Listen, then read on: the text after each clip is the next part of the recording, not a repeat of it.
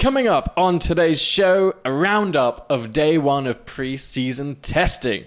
Red Bull dominance, Mercedes front wing worries, and Williams reliability struggles. All coming up on today's episode of F1 Briefings. Run that intro. If he continues this way, he's going to be one of the greats.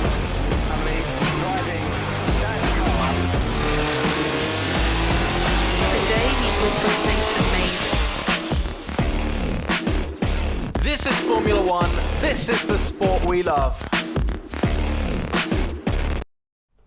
Welcome to F1 Briefings in partnership with Sports Illustrated. My name is Alex Harrington, and to my right is Lydia Mee. Hello, and if you like what we're saying, please do give us a follow on social media. I'm at Lydia Mee F1, you are at Alex Does F1, and while you're there, give F1 Briefings a follow for all the latest updates. Yeah, definitely. And if you're watching on YouTube, don't forget you can listen to us on all your favourite podcast suppliers. We are there. Just look for us. Now, our pre-season testing, day one has come to an end. We've been up for a very, very long time. We've been working for a very, very long time, but the work doesn't stop here. No, it does not. We've got 2 more days, but let's quickly do a roundup of day one. And the first thing that we should really be talking about is Red Bull and the sheer dominance shown from Max Verstappen. Caveat. This is only testing. There's no real correlation. There's like maybe a whiff of something, but we don't know anything yet. This is purely testing. We don't know if the teams are sandbagging. We don't know what engine modes they're running, how much fuel they're using. It's all still up in the air, but we're going to grab what we can. We're going to grab learnings from the day. Let's talk about Max. I mean, it just looked easy, didn't it? It did. So a lot of the teams split the day, so it was the first session, kind of morning session, then afternoon, and they had one driver for one driver for the other. He did the whole day. Yeah, and he did the most laps as well. I think it was like 140 odd laps. Yeah, because George Russell also did both sessions for Mercedes. 120 odd laps. Yeah, well, well done you. Been reading. But it just looked very easy. I mean, he finished 1.14 seconds ahead of anybody else. Again, like you say, we're not going to have to keep repeating it, but we don't know fuel loads, etc. But he finished the day 1.14 seconds ahead of Lando Norris, who did the second fastest time of the day. Yeah, you put in a lap time of 1:31.344 seconds. Now, let's compare this to 2023, because that's the closest comparison we can make. The first day, the lead that Max Verstappen had was only 0.029 seconds, with a time of 1:32.837. Now, again, that's compared to 1:31.344 of today. That was both day one of testing.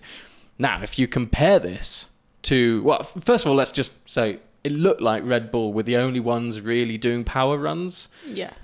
Looked very impressive, both power runs, long runs. But it looked like the other teams were doing a lot of data collection. Mercedes said, look, we are just collecting data right now.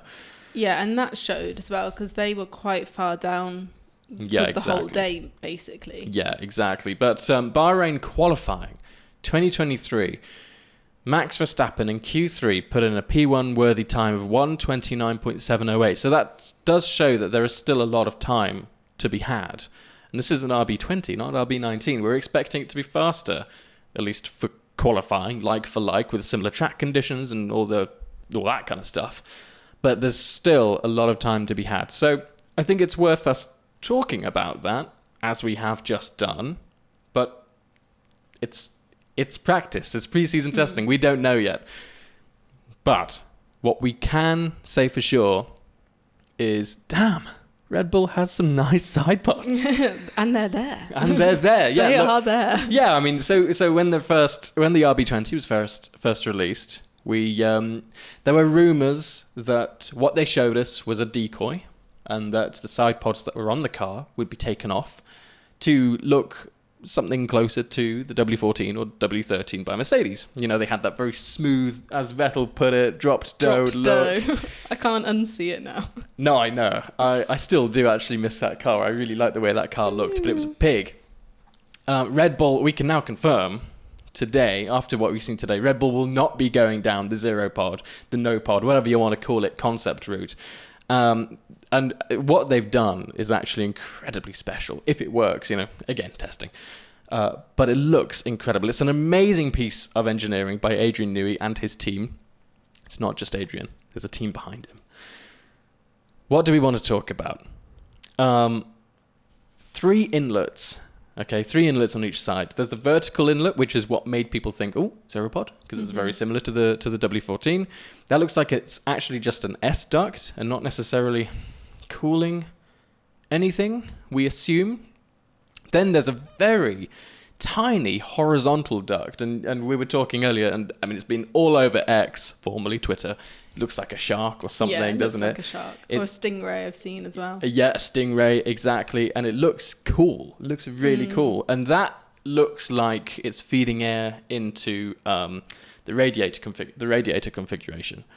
Now, if you look closely, and this was also kind of talked about in Sky F1 coverage, there's a third hole on either side just above the side pod behind the halo configuration on the car, and that looks like that's also feeding air through, I think Ted Kravitz called them cucumbers. Not quite seeing it. Cucumbers, but so the Mercedes W14 had these huge shoulder-like haunches. I thought you called them bunny ears. No, I'm talking about the actual tubes behind it. So, sorry. Yeah, you're right. These third holes are now termed bunny ears. If it works, it works. And then directly behind those bunny ears are these huge, like W14 style haunches, which I assume is for cooling and moving the air to the back of the car in a nice optimized way. But it looks absolutely beautiful. Oh yeah, and of course at the back of the side pod as well, it looks like there's a bit of like a water slide configuration. There's just a slight drop, and it's gorgeous. The vertical slats are the only kind of comparable parts to the W14. So no zero pod. There is really no kind of comparable design between the Mercedes and the RB20 other than the vertical slats. And God, Adrian Newey and his team, they've just done such a good job. And if it works, bravo. Adrian said this to Automotor und Sport, and it's also worth saying these images that you're seeing right now are also taken by Automotor und Sport. So go give them a thank you for these incredible shots. Adrian said this: "It was clear to us that everyone else would copy our car from last year. If we had only relied on further development, we would have been vulnerable." And guess what? He was right.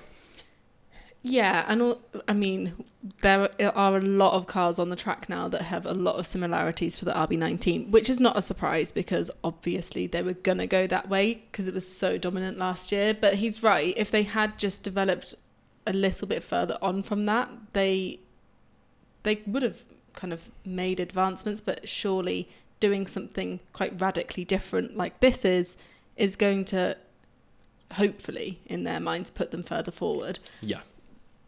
We'll see. But so far, it's looking like it's worked. Yeah, definitely. I mean, if they'd stayed with the same concept, I would maybe worry that the teams within the season would be able to upgrade their cars to, further on in that concept to hopefully kind of build some comparable level of performance. But this is way off, and we saw the engine cover and the side pod cover actually come off, and there's a proper radiator configuration under there. Like, they are not changing that. It's gonna take a lot of time and a lot of money to change something like that. So, the whole kind of zero pod theory, that's out the window. I mean, we've seen Aston Martin. They've brought like an RB 19.5, haven't they? Really? So yeah, Adrian, you is completely right. What were you going to say? Yeah, I was just going to say that I think that's the worst thing you can do when you're so dominant, is to get comfortable in that dominance. And obviously last year, I don't want to say it was easy for them because obviously they're still racing. It's not an easy thing to do, but it would be quite easy then to fall into the trap of just being comfortable because there was such a huge gap behind them to the other teams last year. For them to just kind of carry on the same path, it would have been the wrong decision. So I think they've done the right thing. It's just whether the other teams now are going to adapt to that one, and also, has it worked? Yeah, definitely. Adrian Newey went to bed saying, "Never let them know your next move," and he like nailed that it. meme. Yeah, he's the meme. He's the meme. Mercedes did something very similar, didn't they? Mercedes, if I just move these headlines about, they have also kind of come out with something quite innovative. It pushed the barriers of the regulations, and look, according to Formula Uno, the FIA have accepted it.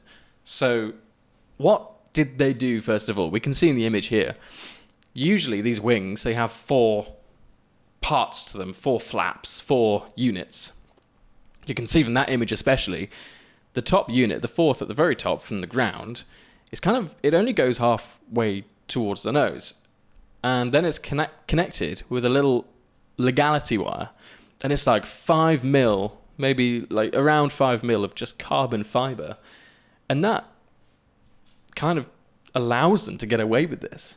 Because what does it do? It kind of reintroduces the concept of the Y250 vortex, which allows, basically, I'm not gonna pretend I know what I'm talking about. It basically allows the air to go under the car so the floor can utilize that better, producing more ground effect, more suction towards the tarmac.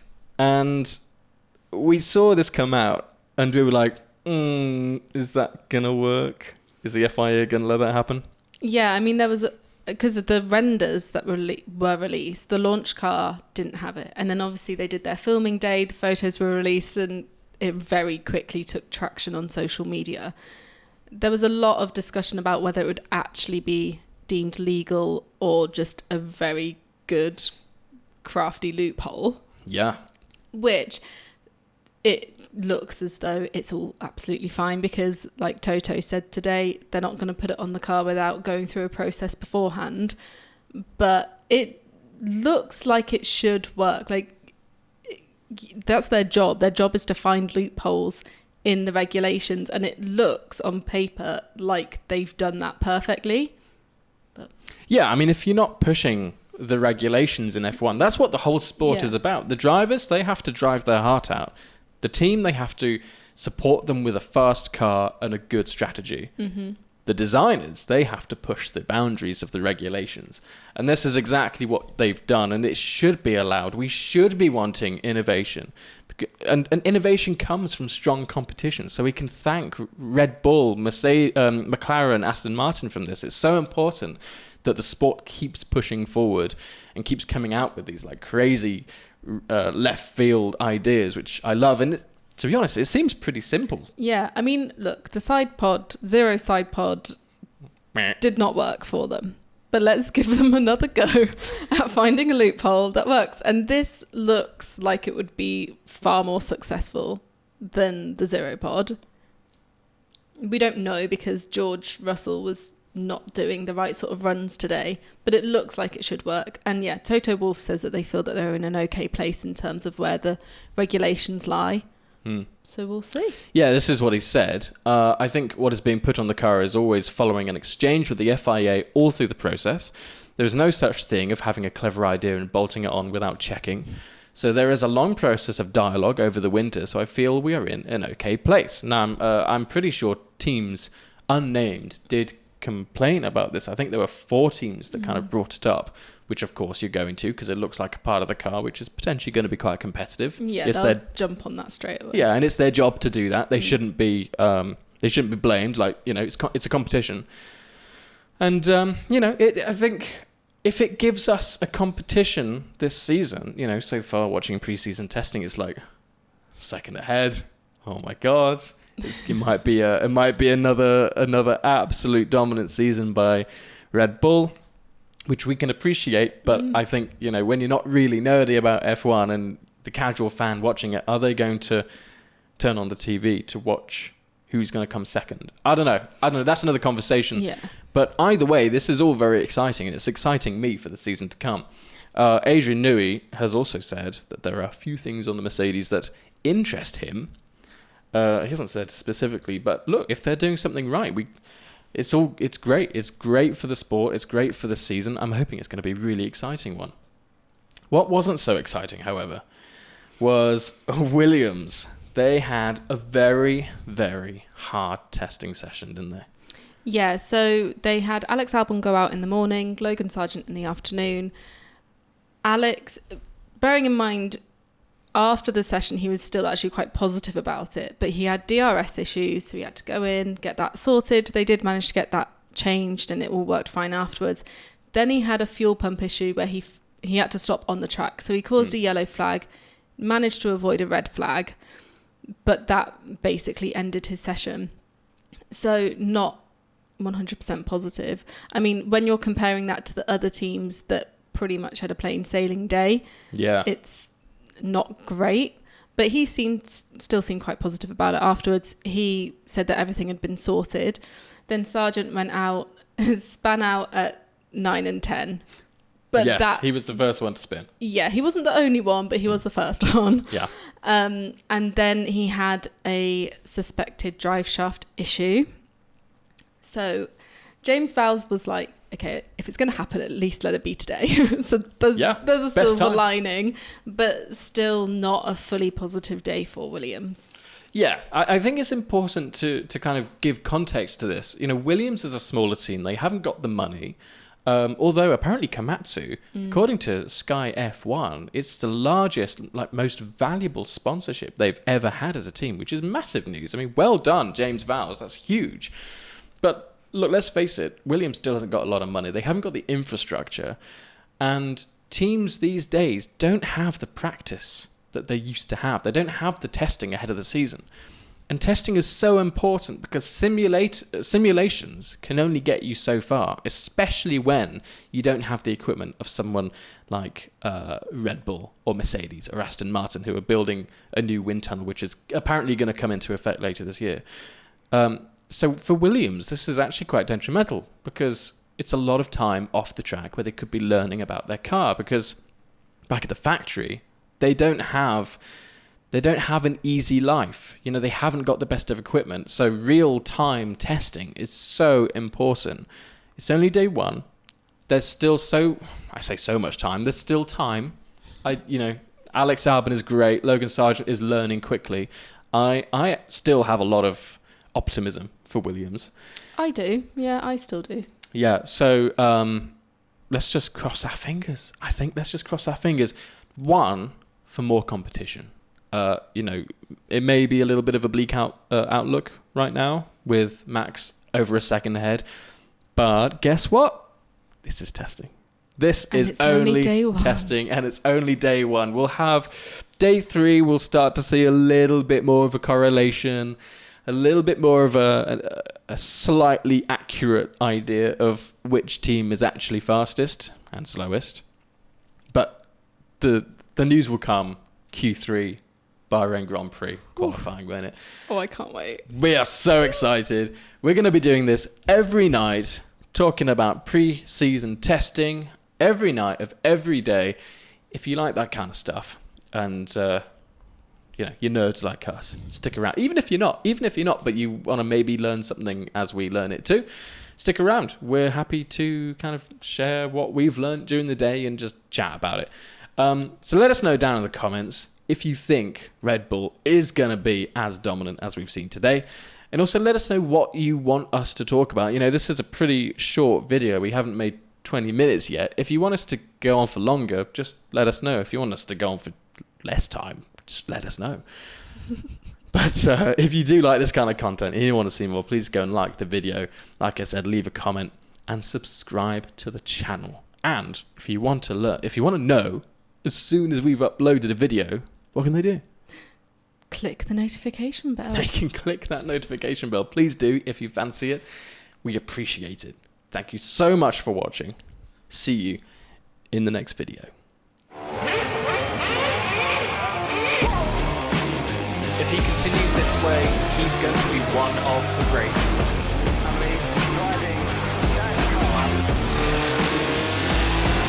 Today he saw something amazing. This is Formula One. This is the sport we love.